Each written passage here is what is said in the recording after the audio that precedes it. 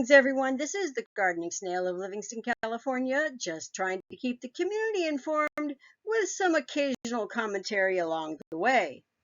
In this video, we will be going over the City Council meeting agenda for December 5th, 2023.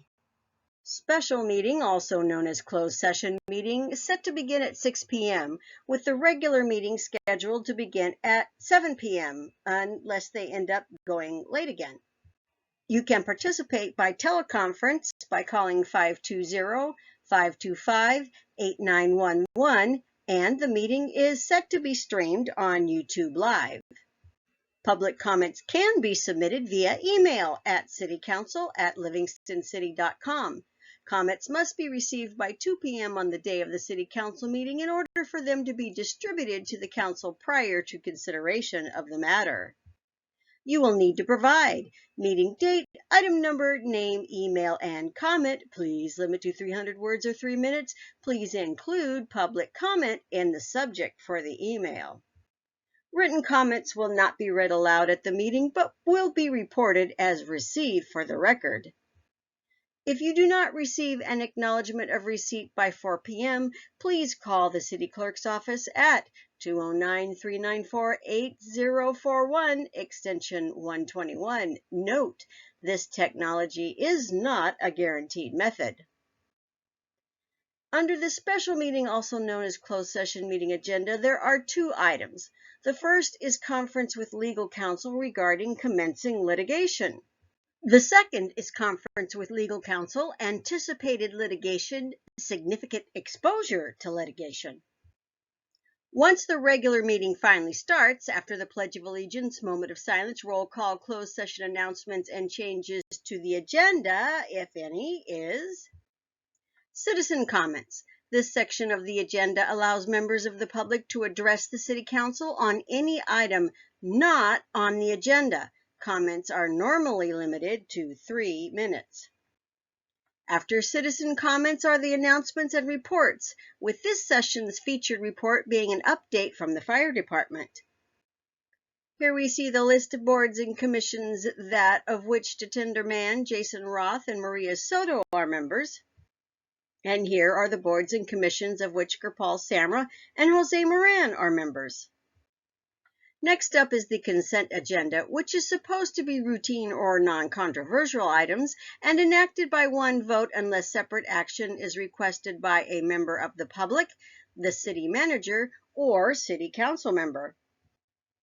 There is a warrant register, a treasurer's report, a grant application to buy stuff for the Public Works Department, changing out the expensive filtration media at a couple of wells to filter TCP, and a fire department inspection report. Next up are a couple of public hearings.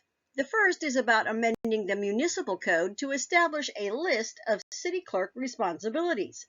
The second is about annexing multiple pieces of land into a community facilities district. There are 2 discussion and potential action items. The first is about an extension of the contract with Gilton and how many trash cans we're going to end up having to use to meet new state laws, among other things. The second is a discussion about the part of the municipal code that regulates restaurants on wheels, commonly known to us as food trucks or taco trucks. When we get into the staff reports, we'll see just how high the daily permits for taco trucks and street vendors can be. Some of you might be surprised at the number. According to the Treasurer's report, at the end of October, there was $39,563,032 in the local agency investment fund and $828,182 in F&M Bank, for a grand total of $40,391,215. The average daily balance in F&M Bank for the month was $774,037. This is about how the city of Livingston is trying to get grant money to buy stuff to help with the cost of complying with new laws in California about reducing the amount of stuff like food waste ending up in landfills. Pause to read.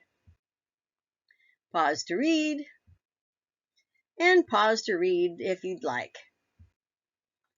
Pause to read. And more pause to read.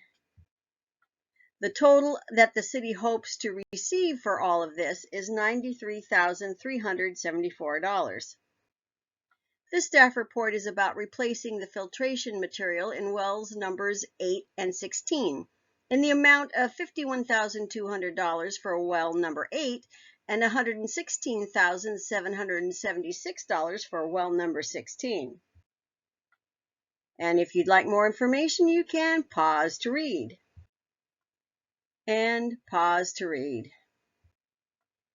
Here's the staff report from the fire department about the inspections they're supposed to do in accordance with state law. And you can pause to read. And once again, we have the discussion about city clerk's duties. There are some additional options this time around.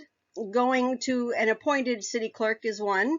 Adding an item to the November 2024 ballot about the city clerk is another, or any other direction the council might come up with this time around. There's quite an extensive list of city clerk responsibilities.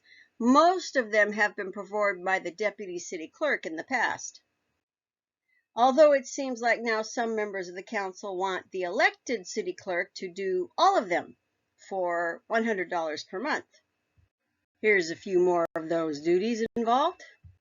According to this staff report, this is about annexing property into a community facilities district in order to pay for the impact of new development on public services, including the maintenance of streets, drainage, parks, public landscape areas, and to maintain service levels for police and fire protection services provided by the city of Livingston.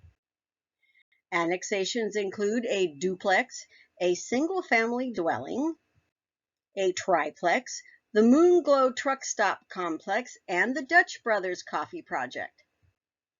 Once the annexation is complete, the property owners of the projects will be required to pay annual special taxes for the Community Facilities District as itemized on their property tax bill. The estimated revenue amount from the development projects based on fiscal year 2023-2024 maximum special tax rates is $250,459. Moving on to the staff report about the Gilton contract and compliance with new state mandates. A major component of the negotiations has to do with how the hauler would assist the city in complying with the state mandates and regulations governing recyclable materials and organic waste. Staff feels that Gilton provided the most cost-competitive proposal. And here we have Gilton's proposed rate schedule for weekly collection of solid waste, recyclable materials, and organic waste. Wrapping up with the staff report regarding restaurants on wheels, otherwise known as food trucks or taco trucks. Staff is wanting direction from the City Council about what to do. According to our current municipal code, the license fee for itinerant vendors like taco trucks and food trucks, etc., is $100 per day. Restaurants on wheels are subject to that $100 per day fee, and taco trucks are considered restaurants on wheels. If you like what I do here, please follow me on Facebook and subscribe to my YouTube channel. And remember, editorial content is my own as a long-term resident of Livingston and does not represent the views and opinions of the City Council or the City of Livingston itself, and does not hold itself out to be any kind of legal advice.